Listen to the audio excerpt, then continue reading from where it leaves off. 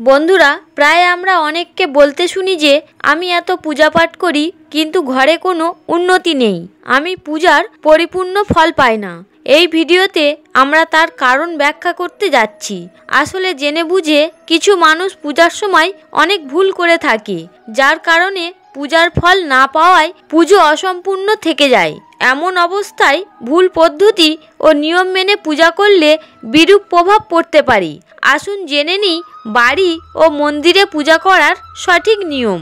তবে তার আগে আপনি যদি এই চ্যানেলে নতুন হয়ে থাকেন তাহলে অবশ্যই চ্যানেলটি সাবস্ক্রাইব করুন এবং বেল বাটনে প্রেস করুন এই রকম আরও অনেক নতুন ভিডিওর নোটিফিকেশন পেতে। ভিডিওটি দেখে যদি ভালো লাগে তাহলে অবশ্যই একটি লাইক করবেন এবং কমেন্টে অবশ্যই জয় মা লক্ষ্মী লিখতে ভুলবেন না। 1. কোনো দেবী বা দেবতার পূজা করার আগে স্নান করা উচিত। স্নান শেষে শান্ত মনে ভগবানের সামনে আসনে বসুন। দাঁড়িয়ে পূজা করা উচিত নয় এবং খালি মেঝেতে বসে পূজা করাও উচিত নয়। কেউ কেউ পূজা করার সময় মাটিতে বসে যায়, যা একেবারেই ভুল। আপনি ভগবানকে যেভাবে বসার জন্য আসন দিয়েছেন ঠিক সেইভাবে নিজেকেও আসনে বসতে হবে। শাস্ত্রে পাট ও কুশের আসনকে পূজার জন্য সবচেয়ে শুভ বলে মনে করা হয়। 2.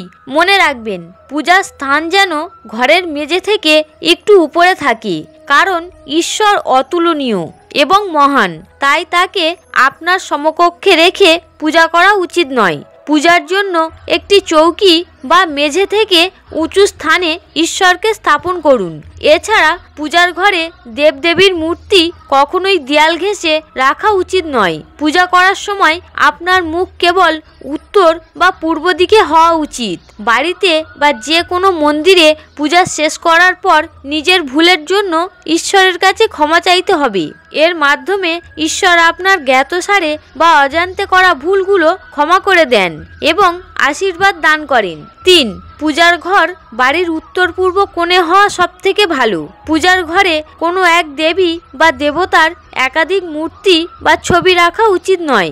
বাড়ির মন্দিরে যে কোনো ঈশ্বরের মূর্তি 9 ইঞ্চি বা 22 সেন্টিমিটারের চেয়ে ছোট হওয়া উচিত নয়। এর চেয়ে বড় মূর্তি বাড়িতে রাখা শুভ বলে মনে করা হয় না। বড় মূর্তি মন্দিরে রাখতে হবে। আপনার শোবার ঘরে কখনোই পূজার ঘর স্থাপন করবেন না। আর কোনো উপায় না থাকলে পূজার ঘরটি রাতে পর্দা দিয়ে ঢেকে রাখুন।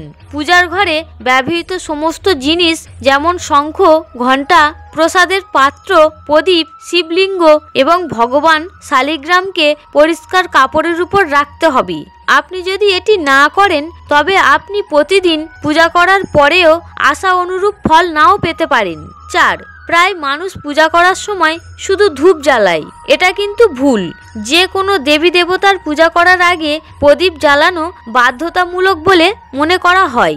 এটা বিশ্বাস করা হয় যে প্রদীপ ঈশ্বরের প্রতি আমাদের ভক্তি, আমাদের দেয়া প্রসাদ এবং অন্যান্য কাজের সাক্ষী। পূজার আগে প্রদীপ না জ্বালালে আপনার প্রার্থনা কখনো ঈশ্বরের কাছে পৌঁছায় না, তাই পূজার আগে সর্বদা প্রদীপ জ্বালানো উচিত। 5. আপনার মন্দির বা পূজার ঘরে কখনোই নগ্ন মূর্তি রাখবেন না। দেবী দেবতাদের পোশাক পরিয়ে রাখুন। আজকাল বাজারে দেবদেবীর পোশাক কিনতে পাওয়া যায়, আপনি চাইলে বাজার থেকে কিনতে পারেন। সর্বদা দেবদেবীর পছন্দ অনুসারে বা শুভতাকে মাথায় রেখে পোশাক পরিধান করানো উচিত। 6. সূর্য, গণেশ, দুর্গা, শিব ও ভগবান বিষ্ণুকে পঞ্চদেব বলা হয়। তাদের সকল কাজে বাধ্যতামূলকভাবে পূজা করা হয়। প্রতিদিন পূজা করার সময় এই 5 জন দেবতার ধ্যান করতে হয়। এতে দেবী লক্ষ্মীর আশীর্বাদ এবং সমৃদ্ধি নিয়ে আসে। এছাড়াও আপনি যে দেবদেবীর পূজা করেন না কেন, সর্বদা প্রথমেই ভগবান গণেশের পূজা করতে হয়। কথিত আছে যে ভগবান গণেশকে প্রণাম না করে পূজা করলে কোনো ফল পাওয়া যায় না। 7. মাথা না ঢেকে পূজা করা উচিত নয়। এমনটা বিশ্বাস করা হয় যে মাথা না ঢেকে পূজা করলে তার পূর্ণ ফল পাওয়া যায় না। পূজার সময় মাথা ঢেকে রাখা ঈশ্বরের প্রতি শ্রদ্ধা প্রদর্শন করে, তাই পুরুষ হোক বা মহিলা পূজার সময় অবশ্যই মাথা ঢেকে রাখতে হবে। কখনো এক হাতে ভগবানকে প্রণাম করা উচিত নয়, সর্বদা উভয় হাত জড়ো করে প্রণাম করা উচিত। 8. আপনি যখনই কোনো মন্দিরে পূজা দিতে যান, মন্দিরে প্রসাদ অবশ্যই পাবেন, তবে সেই প্রসাদ শুধু মন্দিরেই খেতে হবে তা নয়। মন্দিরে প্রসাদের সামান্য অংশ খেয়ে বাকিটা বাড়িতে নিয়ে যেতে পারেন। এটা ঈশ্বরের প্রতি আপনার ভক্তির প্রতীক। এছাড়াও আপনি যখনই কোনো মন্দিরে যাবেন, আপনাকে অবশ্যই একবার ঘন্টা বাজাতে হবে। এটি বিশ্বাস করা হয় যে ঘন্টা বাজানোর মাধ্যমে আপনার বার্তা সরাসরি ঈশ্বরের কাছে পৌঁছে যায়। বাড়িতে পূজা করার সময়ও শঙ্খ ঘন্টা বাজানো গুরুত্বপূর্ণ বলে মনে করা হয়। এতে ঘরে পজিটিভ এনার্জি আসে। 9. সর্বদা মনে রাখবেন, একটি প্রদীপ দিয়ে আরেকটি প্রদীপ জ্বালানো উচিত নয়। শাস্ত্রমতে যে ব্যক্তি প্রদীপ দিয়ে প্রদীপ জ্বালায় সে চিরকাল অসুস্থ থাকে। শাস্ত্রে বলা হয়েছে স্নান করার পরই ভগবানকে অর্পণ করার জন্য ফুল তুলে নিতে হয়। 10. বাড়িতে বা মন্দিরে পূজার সময় ভগবানের আরতি করার সময় ভগবান বিষ্ণুর সামনে 12 বার, সূর্যদেবের সামনে 7 বার, দেবী দুর্গার সামনে 9 বার, ভগবান শিবের সামনে 11 বার এবং ভগবান গণেশের সামনে 4 বার ঘোরাতে হয়। এতে পূজার ইতিবাচক ফল পাওয়া যায়। যে কোনো মন্ত্র জপ করার পর আসনের নিচের মাটি স্পর্শ করে চোখে লাগাতে হবে। এর মাধ্যমে আপনি জপের পূর্ণ ফল পাবেন। 11. যদি আপনি একটি নির্দিষ্ট উদ্দেশ্যে কোনো পূজা অনুষ্ঠান করার সংকল্প করেন, তাহলে আপনার সংকল্প পূরণে বেশি সময় ব্যয় করা উচিত নয়। আপনি যদি কোথাও কাউকে দান করার প্রতিশ্রুতি দিয়ে থাকেন, তবে যত তাড়াতাড়ি সম্ভব তা সম্পন্ন করা উচিত। সংকল্প পূরণে বিলম্বের কারণে পূজার সম্পূর্ণ সুবিধা পাওয়া যায় না। 12.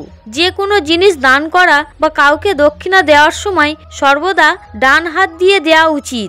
একাদশী, অমাবস্যা, কৃষ্ণ চতুর্দশী, পূর্ণিমার ব্রত এবং শ্রাদ্ধের দিনে চুলদাড়ি কামানো কখনোই উচিত নয়। 13. পূজা বা অন্যান্য ধর্মীয় কাজে ব্যবহারের জন্য সমস্ত হিন্দু বাড়িতে গঙ্গা জল অবশ্যই রাখা হয়। কিন্তু আপনি কি জানেন, প্লাস্টিকের বোতলে বা অ্যালুমিনিয়াম এবং লোহার মতো অশুদ্ধ ধাতু দিয়ে কোনো পাত্রে গঙ্গা জল রাখা উচিত নয়। তামার পাত্রে গঙ্গা জল রাখা সবথেকে শুভ। 14. যদি আপনি মন্দিরে পূজা করতে যাচ্ছেন, তবে আপনার বাড়ি থেকে একটি পাত্রে জল নিয়ে যাওয়া উচিত। মন্দিরে রাখা জল দিয়ে কখনো ঈশ্বরের জলাভিষেক করা উচিত নয়। যখনই আপনি জল নিবেদন করে মন্দির থেকে ফিরে আসবেন, তখন আপনাকে খেয়াল রাখতে হবে যে আপনি কখনোই জলের পাত্রটি খালি ঘরে ফিরিয়ে আনবেন না। জল ভরে মন্দির থেকে ফিরিয়ে আনলে শুভ ফল পাওয়া যায়। বন্ধুরা, আপনি কি পূজা করার সময় এই নিয়মগুলি মেনে চলেন? তাহলে কমেন্টে অবশ্যই জানাবেন। ভিডিওটি দেখে ভালো লাগলে অবশ্যই একটি লাইক করবেন এবং কমেন্টে জয় মা লক্ষ্মী লিখতে ভুলবেন না। আপনারা সকলে ভালো থাকুন, সুস্থ থাকুন। হরে কৃষ্ণ।